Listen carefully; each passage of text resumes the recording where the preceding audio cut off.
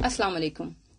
पिछले 2 हफ्तों से ऐसे लग रहा है जैसे पाकिस्तान में, मतलब सोशल मीडिया को देखकर, टीवी को देखकर, एंकर्स को देखकर ऐसे लग रहा है जैसे पाकिस्तान में गुर्बत का कोई बहुत बड़ा जिन उतर आया है और उस जिन से लड़ने के लिए सिर्फ पाकिस्तान में 2 शख्सियात हैं।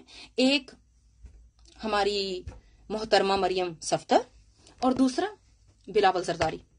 और ये दोनों गुर्बत के जिन से लड़ने के लिए कुछ भी कर डालेंगे। Very well appreciated. I think we all should look forward to it. That's definitely.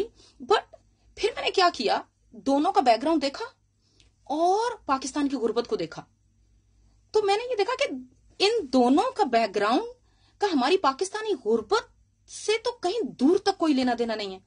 तो मेरा इनके लिए मैसेज है कि इन्हें गुर्बत का नारा लगाने से पहले गुर्बत को समझना पड़ेगा। अगर हमारे पाकिस्तान की गुर्बत को देखना है, पाकिस्तानी की गुर्बत को देखना है, तो उस मजदूर को देखो जो दाता दरबार की सीढ़ियों पर 2-2 घंटे सिर्फ इसलिए बैठा रहता है कि कोई अल्लाह का बंदा आएगा, उसके लिए कुछ बांटेगा, वहां पर वो न्याज लेगा, वो खाएगा और वो खा के अपने उन पैसों को बचा लेगा जो अपने बच्चों को भेजेगा। पाकिस्तान की गुर्बत को देखना है तो उस बूढ़े बाप के पास जाके पूछो जो अपनी बेटी के सर में लगी हुई चांदी को देख देख कर इतना बूढ़ा हो जाता है, हजारों बीमारियां लग जाती हैं, उसके पास उस गुर्बत का कोई हल नहीं है। पाकिस्तान की गुर्बत तो ये है।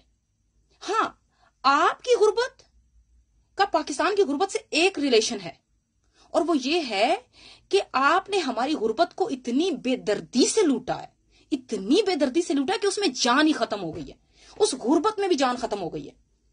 और आपकी गुर्बत जो है, मैं ये पाकिस्तानियों के लिए है कि जो इनकी गुर्बत है वो ये है कि ये अपने बाप को बचा सकें, अपने बाप का पैसा बचा सकें और अपना बिजनेस पाकिस्तान में कैरी ऑन कर सकें, क्योंकि उसके अलावा तो पाकिस्तान में इनका कुछ है ही नहीं।